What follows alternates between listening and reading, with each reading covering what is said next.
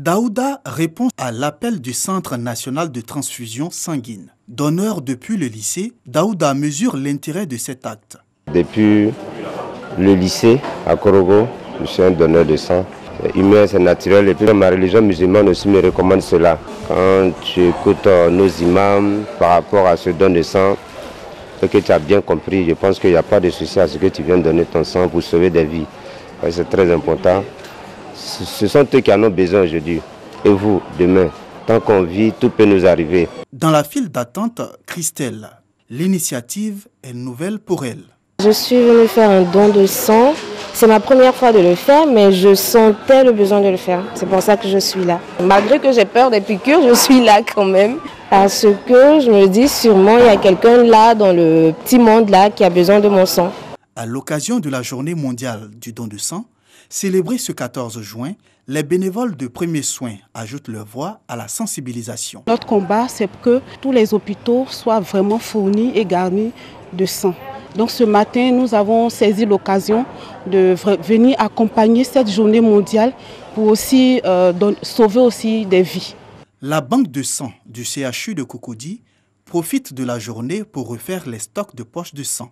Alors c'est un jour pour célébrer les donneurs et en même temps profiter pour la sensibilisation de toute la population au don de sang. Nous faisons en moyenne 300 poches le mois et nous voulons atteindre 500 poches environ le mois. Sans le sang, c'est des décès en cascade, je pourrais dire. Les nouveau-nés qui sont anémiés, les femmes enceintes qui perdent du sang avec des hémorragies et les accidentés de la voie publique. Donc nous avons vraiment besoin de sang. En Côte d'Ivoire, les besoins sanguins s'élèvent à 230 000 poches l'an. En 2018, ce sont seulement 160 000 poches qui ont été collectées, soit un gap de 70 000 poches. Ils sont au nombre de 147 élèves et ont obtenu entre 14 et 17 de moyenne à l'issue de l'année académique 2018-2019. Ces meilleurs élèves, de la 6e à la 3e du Collège moderne de Belgerville, ont vu leur mérite reconnu au cours d'une journée de l'excellence initiée par les responsables de l'établissement. Ma joie est tellement énorme que je ne serai même pas la découta. J'ai toujours voulu être l'un des premiers du Collège moderne. Aujourd'hui, c'est une immense journée pour moi parce que durant cette année scolaire, nous avons fourni des efforts, et aujourd'hui ça a payé. Je rends grâce à Dieu pour ce jour magnifique qu'il nous donne.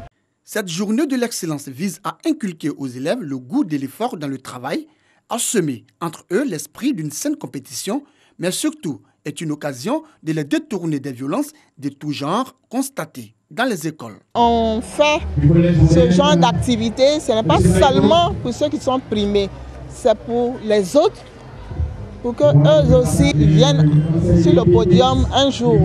Voilà, c'est pour susciter l'envie de bien travailler à l'école. Le tout n'est pas d'avoir un taux d'admission qui est élevé, parce que la qualité d'un système éducatif ne se mesure pas forcément au taux d'admission. Mais il faut voir quelle est la masse critique de connaissances que les enfants ont pu acquérir au cours de leur formation. Le personnel d'encadrement n'est pas resté en marge de cette journée de l'excellence qui est à sa 3e édition au Collège moderne de Belgerville. Ils ont également été honorés par les responsables du dit établissement.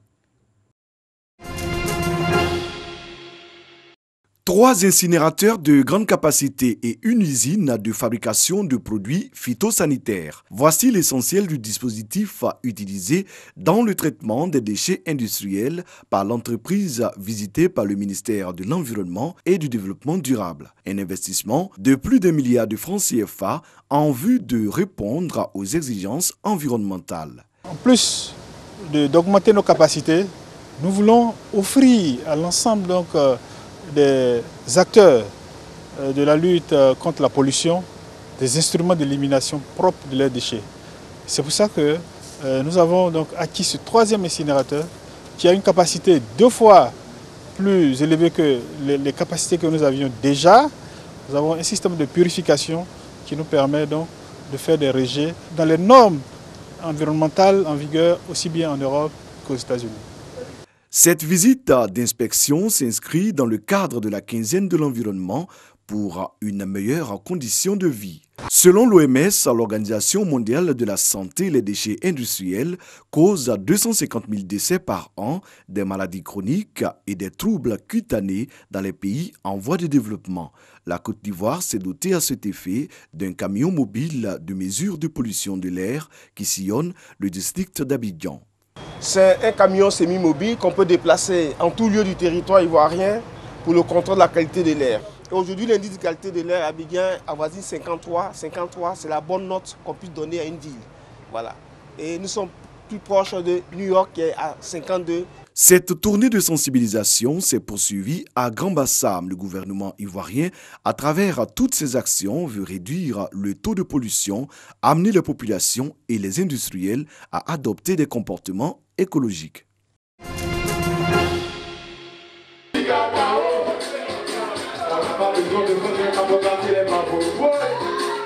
Repositionner le hip-hop comme musique phare en Côte d'Ivoire, comme c'était le cas au début des années 80 et 90. L'artiste Nash s'est assigné cette tâche.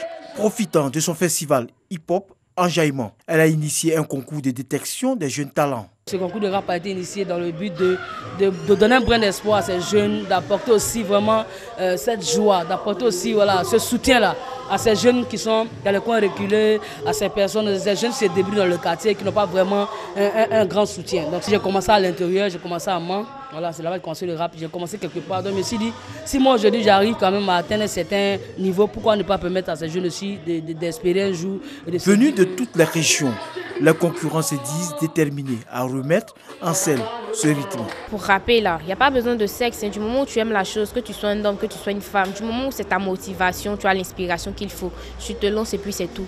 Dans le passé, on faisait le hardcore. On a vu qu'il y a eu le coupé décalé, tout a changé, old school. Mais maintenant, c'est plus le rap, c'est plus le hardcore, on parle de rap ivoire. On a innové, il y a certaines expressions qui sont arrivées, comme le noussi de la vieille ménage. Ce sont des trucs qui viennent au fur et à mesure. À chaque génération, il y a une nouvelle innovation. Plus tard, peut-être que ça sera plus rap ivoire. Il y aura encore d'autres couleurs qui vont s'ajouter. Donc c'est comme ça, chaque génération. Le rap, il y a certains qui l'ont pris pour de la bagarre. Il y a des gens qui ont pris ça pour fumer de la drogue, tout et tout et tout. Moi, pratiquement, je ne fume pas de cigarette. Au fait, je pense que ce n'est pas de l'amour. Quand la personne n'est pas passionnée, il est difficile pour lui d'avoir une inspiration. Donc il est obligé de prendre des drogues et autres, des effets pour pouvoir s'inspirer un peu. Selon moi, on doit envoyer peut-être, c'est pas comme les œuvres caritatives, comme UNICEF comme ça, avec des thèmes imposés, des thèmes de la vie sociale, comme ça, en voulant s'exprimer. Tant que tu n'es pas en état d'esprit pour pouvoir t'exprimer dans la société, tu ne pourras pas. Nous devons tous aller à l'école. C'est l'éducation la clé de toute chose. Si nous sommes ici aujourd'hui, si je suis ici, c'est pour montrer aussi aux Abidjanais qu'à l'ouest, il y a des rappeurs qui ont juste besoin de soutien. On ne demande pas gros, on ne demande pas des millions, juste des personnes pour nous soutenir, des personnes de bonne foi pour montrer aussi les talents. Le concours hip-hop vise à détecter les jeunes talents et à leur offrir une opportunité d'entamer une carrière musicale. Les résultats de ce concours seront connus ce samedi à l'occasion de la 7e édition du festival hip-hop Enjaillement à Port-Bouc.